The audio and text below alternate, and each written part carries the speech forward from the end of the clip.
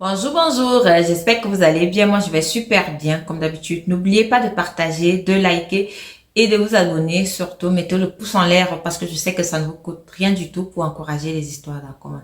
Alors, comme je vous dis tout le temps ici, nous sommes là pour donner des conseils à travers nos histoires. L'histoire que je vais vous raconter aujourd'hui, c'est une histoire qui m'a fait bizarre parce que j'ai pas compris le comportement de cette jeune dame-là. Et puis l'histoire m'a été racontée par une amie. Elle dit que elle a suivi cette histoire dans les réseaux sociaux. Elle aussi, elle est venue me raconter. Et je me suis dit, peut-être, ce sera aussi mieux que je vous raconte aussi cette histoire pour que vous puissiez donner vos avis là-dessus. Parce que l'histoire, elle est vraiment, c'est une histoire en bracata, comme on a l'habitude de dire. Je vais masquer l'histoire avec le nom de deux personnages. C'était l'histoire de deux personnes, une fille et un garçon. Alors, la fille, elle s'appelait Chanceline et le garçon s'appelait Paul. Alors, les deux étaient en Banque. Les deux, ils sont nés en Europe. Les deux ont grandi en Europe. Chanceline, elle a grandi avec sa tante ici parce que ses parents, à un moment donné, ils ont décidé de rentrer chez eux en Afrique.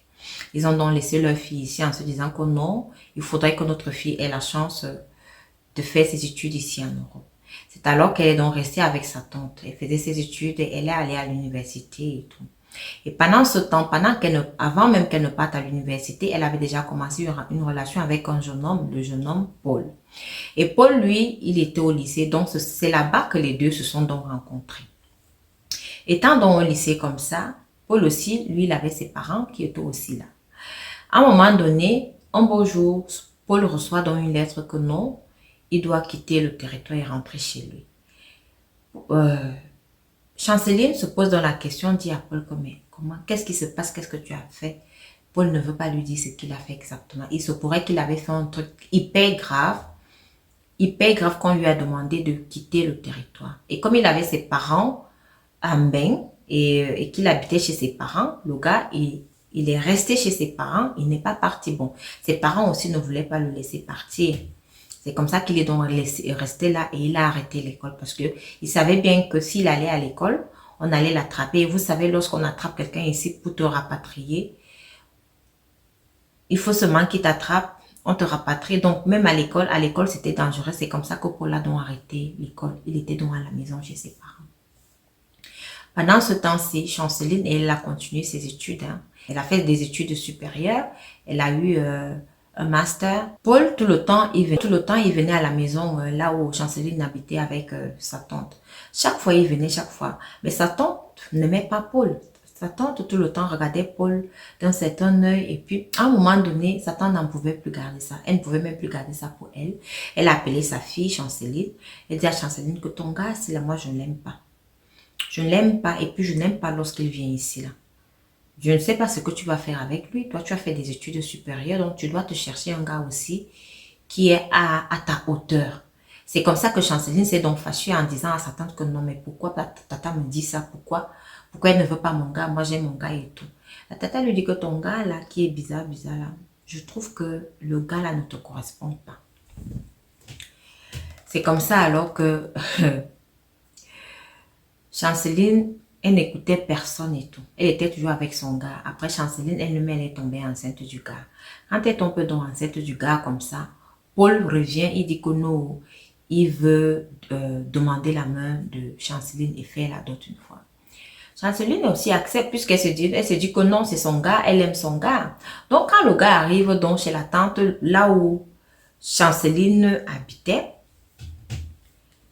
le gars a fait la demande de la main. La tante de Chanceline dit que non, elle ne veut pas. Elle ne veut pas. Elle dit, cache au gars là que je ne vais pas te mentir. Hein. Je suis fatiguée de garder ça pour moi. Moi, je ne t'aime pas. Je pense que tu ne corresponds pas à ma fille. Je pense que vous deux là, ça ne passe pas. Je ne peux pas prendre ta dot. C'est comme ça alors que Chanceline se fâche, elle appelle ses parents qui sont au pays, mais elle ne comprend pas pourquoi sa tante refuse son gars, elle ne comprend pas ce qui se passe, hein? Elle est enceinte du gars, et le gars maintenant vient faire la dot, tata ne veut pas prendre la dot, pourquoi? C'est comme ça que les parents même au pays là-bas, sans même poser des questions, à Chanceline pour savoir même ce que le gars fait et tout, rien du tout. Ils ont seulement dit, ils ont appelé la tante et dit que non, mais si elle a choisi son gars, il faut la laisser. Pourquoi tu ne veux pas que elle épouse son gars, machin. La tante a alors dit à Chanceline qu'il n'y a pas de souci. Hein. Je vais prendre la dot, je vais manger la dot. Non, est-ce que je refuse? Je vais manger la dot. Mais ce que j'ai dit, c'est que ce gars-ci ne te correspond pas. Et en plus de cela, quand il va donc finir de faire la dot là, tu ne vas plus rester ici, tu vas seulement aller chez lui. Chanceline a dit à sa tante que oui, c'est comme ça que la tante de Chanceline, elle a pris la dot. Chanceline est donc sortie avec Paul. Ils sont partis rester où? Chez les parents de Paul, parce que Paul lui-même, c'était persona non grata. Donc on le recherchait partout. Et il devait rentrer dans son pays d'origine.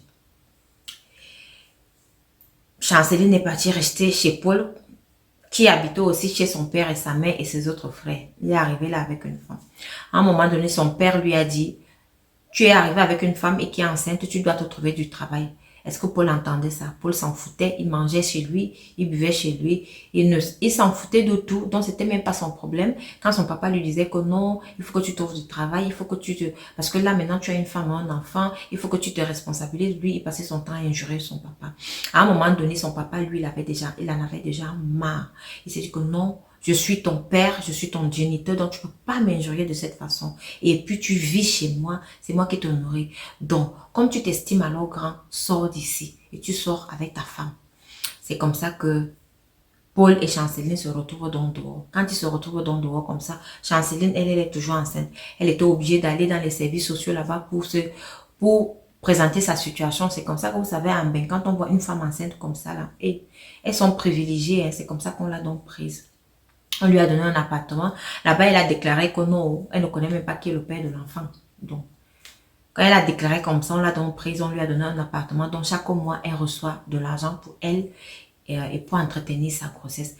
Quand elle a eu l'appartement comme ça, elle est partie, elle a appelé Paul, son fiancé, que non, on a déjà l'appartement, viens. Le gars est venu rester là. Donc, l'argent qu'elle recevait du social, même le petit argent qu'elle voulait épargner là, parce qu'elle se disait que non, elle est enceinte, il faut qu'elle fasse quand même des économies. Paul prenait encore tout cet argent, c'est là, il partait manger ça. Il mangeait ça avec ses amis, il mangeait l'argent avec ses amis. Lui, son problème, c'était même pas, il s'en foutait carrément. Donc, Chanceline, elle supportait seulement parce qu'elle aimait son gars. Elle passait son temps à supporter, elle se disait que non, un jour, ça va aller. À un moment donné, Chanceline qui dit à son gars que non, comme elle a fait les hautes études, il faut maintenant qu'elle trouve du travail, elle va commencer à chercher du travail. Le gars dit à Chanceline que non, tu ne dois pas travailler. Tu ne dois pas travailler. Chanceline dit que comment ça? Il faut que je travaille, elle laisse tomber. C'est comme ça que Chanceline dit alors à son gars ok, comme c'est comme ça, alors pour pouvoir joindre les deux bouts là, parce que moi, non, j'ai déjà accouché, l'enfant est là. On a un enfant.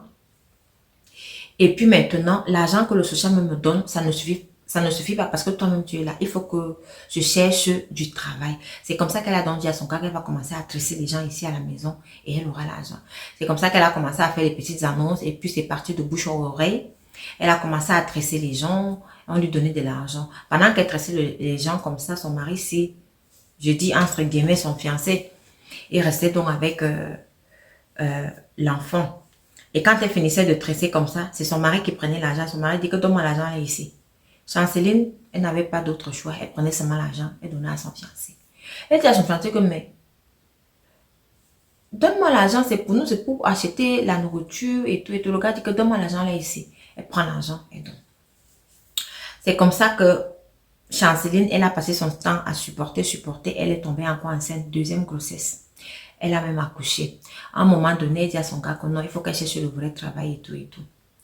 Le gars dit qu'il ne veut pas. Chanceline a continué à faire les tresses, tresser les gens, à avoir l'argent, aller même dans les salons de coiffure dehors, aller faire, vous savez, parfois dans les salons de coiffure en bain, quand tu vas là-bas, si tu peux aider, on peut te donner 50 euros, 100 euros, comme ça tu pointes la journée, tu rentres et tout et tout. Elle a commencé à faire ça, son gars ne voulait même pas. Son gars, après un moment donné, son gars lui a dit que tu sais quoi, arrête-moi tout ça, arrête-moi les bêtises là, tu restes ici à la maison. Je t'ai dit que les femmes chez nous là, elles restent à la maison, elles s'occupent des enfants, je veux même plus que tu travailles. Pourtant, c'est Paul qui prenait tout l'argent que Chanceline travaillait ici et l'argent du social qu'elle recevait, c'est lui qui prenait et il mangeait ça comme il voulait. Chanceline lui dit alors que non, il faut que je cherche du vrai travail, je peux pas rester comme ça, on peut pas continuer comme ça. Hein? Il faut que je cherche le bon travail et comme ça avec ce bon travail là, comme tu n'as pas les papiers, et comme on a déjà 2 enfants, on va chercher un avocat Et puis, avec ça, on va payer l'avocat. Le gars dit non, il ne veut même pas. Il ne veut même pas entendre ça. Chanceline doit seulement rester à la maison. Seigneur. L'histoire, ça m'a fait bizarre. Hein. Ça, je ne sais pas comment je peux qualifier ce monsieur. C'est parce que je ne comprends pas. Lorsqu'on a une femme qui travaille, on est tellement content d'avoir une femme qui travaille. Hein. Les hommes qui ont des femmes qui travaillent sont contents. Toi, ta femme, elle a des diplômes. Tu avais peur de quoi? En fait, je ne sais pas. Vous-même, vous allez me donner vos avis là-dessus. C'est comme ça que malgré tout, Chanceline, alors, elle prend son CV, elle a quand même envoyé dans les sites internet. Un beau jour, alors, elle reçoit un mail d'une dame. La dame lui dit que, ok, on a notre entreprise là, on a vraiment besoin de votre profil, de ce que vous avez étudié. En fait, elle était qualifiée pour le poste, quoi. Puisqu'elle avait étudié la même chose à l'université. C'est comme ça qu'elle est donc toute contente. Elle vient, elle dit donc à Paul, comment, comme tu vois là, j'ai reçu une lettre d'une entreprise et là, je dois commencer à aller travailler. Paul lui dit que tu peux travailler là, tu portes tes 2 enfants, tu pars avec eux. Parce que moi, je ne vais pas rester avec eux ici à la maison. Tu veux aller avec eux. Si tu veux vraiment aller travailler, tu prends les 2, tu pars avec eux. Chanceline n'avait pas d'autre choix que de rester donc à la maison. C'est comme ça qu'elle a envoyé le mail à la dame pour dire qu'elle ne peut pas. Seigneur, elle est donc restée là à la maison. Restée, l'agent du social qui ne suffit plus. Les engueulades de son mari, les dénigrements, tout l'argent qu'elle avait, les petites économies, là, son mari ne faisait que prendre. Et lui, il ne foutait rien, il ne travaillait même pas, rien du tout. À un moment donné, Chanceline a donc dit au gars, bon, comme tu vois là, je vais donc te quitter, je suis fatiguée. Je suis fatiguée, je vais te quitter. Et que Chanceline a dit comme ça au gars, le gars a changé de comportement, il a commencé à être gentil, il fait des trucs. Chanceline dit que elle avait le gars, ça fait déjà 7 ans qu'ils sont ensemble.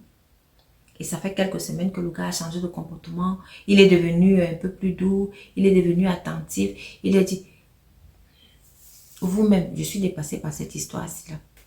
Quand l'une de mes amies m'a raconté ça, je lui ai dit, dis à ta copine qui t'a raconté l'histoire, c'est que de dire à la personne, si elle est en contact avec cette personne-là, de laisser le gars tomber parce que ça, c'est pas un bon gars. Le gars là ne veut pas son bien. Paul ne veut pas son bien. C'est clair. Donc, dès que Chanceline a dit que non, je te quitte, le gars a changé. Il ne veut plus que Chanceline parte. Il est là. C'est lui qui est sans papier. C'est lui qui ne veut pas travailler. C'est lui qui prend tous les efforts que Chanceline fait. C'est lui qui interdit Chanceline d'aller travailler. Aujourd'hui, la Chanceline dit que non, elle veut quitter le gars. Mais en même temps, elle dit que non. Elle regarde ses 2 enfants. Elle se dit que non. Elle ne peut pas laisser ses 2 enfants comme ça. Elle ne peut pas laisser ses 2 enfants grandir sans père. Elle est là, elle est coincée. Pardon, dites des choses. Donnez des conseils à Chanceline pour qu'elle puisse quitter de là. Parce que je pense qu'à ce niveau-là, il n'y a pas d'avenir. Elle n'aura pas d'avenir là-bas. Elle n'aura absolument pas d'avenir là-bas. Voilà dans les réalités que certaines personnes vivent ici, là, en bain. Quand on vous raconte les histoires de bain, ce sont des histoires à dormir debout. Ce sont des histoires que vous vous posez des questions que mais celle-là, elle réfléchit pas à quoi? Est-ce qu'elle réfléchit pas à son arrière-boutique ou alors elle réfléchit pas à son cerveau? Parce que moi, l'histoire m'a dépassé. Écrivez vos avis en commentaire. Et surtout, envoyez-moi vos histoires par le numéro ci-dessous. Seulement, le WhatsApp, vous envoyez en voice en racontant votre histoire. Merci de m'avoir écouté et rendez-vous à la prochaine vidéo.